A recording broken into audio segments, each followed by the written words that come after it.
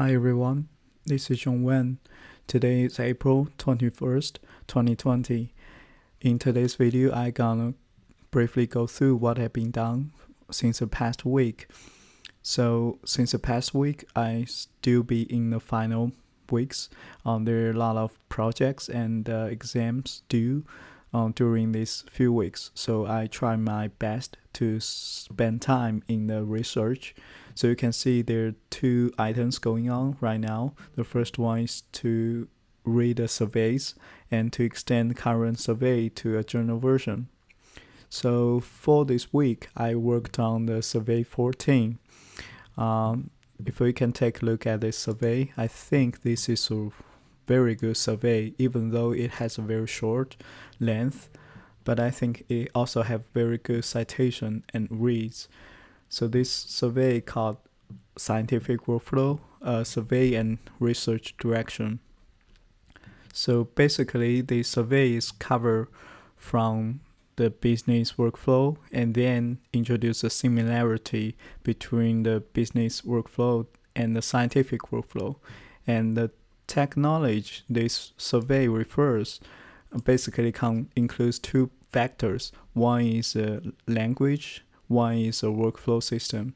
So these two parts is mainly talk about the business or the scientific workflow technology in this paper.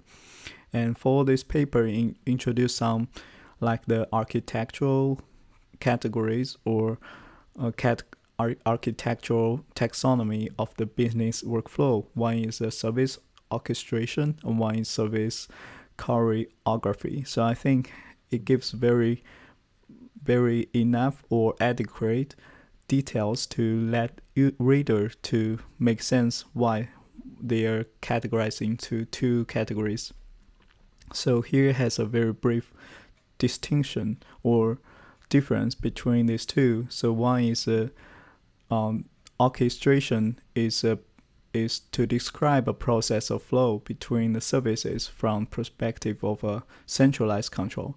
But the choreography, on the other hand, is decentralized control. So there's no main control server. So every service needs to communicate with each other. So that lift the requirements that every service will be programmed by an individual developer so they can talk with each other. So this is a bit high requirements, but I think they can fit into some specific usage.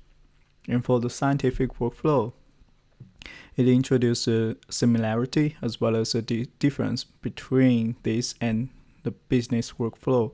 So basically, the business workflow is focused or emphasized more on a kind of the control flow, like what kind of things need to do. It doesn't care about what data it has. But for scientific workflow, it's more data oriented.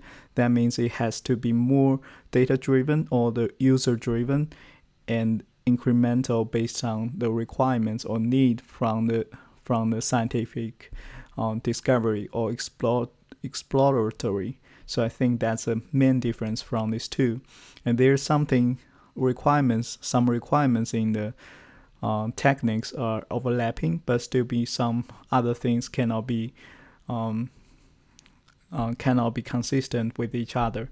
This survey also introduced several workflow management systems like the Taverna, like the Kepler, like the Triana, Pegasus, and Grid Nexus, DiscoveryNet. But at that time, 2007, the grid computing is very hot. Maybe the cloud computing is not thriving yet. So each of them focus on the grid computing and service-oriented infrastructure. So if you take a look at the last part of this paper, it has discussion. This is some of observations that for the community, for the scientific workflow community, for further improvements. So here I think has a higher level, both from the business workflow and the scientific workflow, and have a high level overview or the observation that the scientific workflow may take in order to get better, including one thing I think that's very interesting. At that time, the BPEL, which is a very standard language in the business workflow, has not been the feasibility has not been clear if that's possible to implement this language for the scientific workflow. But the author still has this question, and they think maybe it will be good if this standard language has been utilized for business workflow for a long time, can be borrowed in the scientific workflow. That will ease a lot of development, ease a lot of system description or discontinuous between the different workflow management system. So I think that's it for this paper. So keep going on. I was working on decision tree implementation in DataView. Actually, this is one of the course projects I've been working on as well, but I think this is great for the DataView as well. So basically, I have a teammates. Basically, we are trying to implement the decision tree, the ID3 algorithm that implement on the DataView. So you can see that we have the data processing task, we have data split task, we also have the training decision tree task. Because I was thinking whether we can split this into small tasks dynamically, but while I read a lot of code, I think that we have to define a pattern, we have to design the structure before we throw the code into the execution. So that's why maybe dynamically decide how many depths or how many nodes this data needs. That's a little bit hard for current code or current infrastructure, but we can surely consider that. But for now, this task is built into one file or one task, and then we will take a testing data set to test the decision tree and give out final entropy. So the code is mainly like this. This is a train decision tree code task, and all the codes I programmed line by line. I didn't refer to any existing work.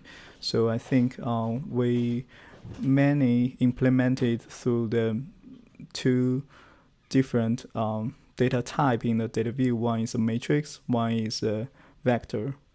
So I also added a lot of method in current class, matrix or the vector, in order to support the column by column calculation or processing. So that's it for this item. So for the next item, I talked with Bai on this LPOT journal version implementation. So he has already found a computer in United States, and he can remote, and he's already start to work on the experiment. Currently, maybe I because he also consider my time is very limited, he will work on the experiment first, and I will hold on and see if there's any further need from him. So I think that's it. On the other items, I have no updates. So I think that's it for today's video. Hope you've enjoyed the video today. Until next time, happy coding. Thank you.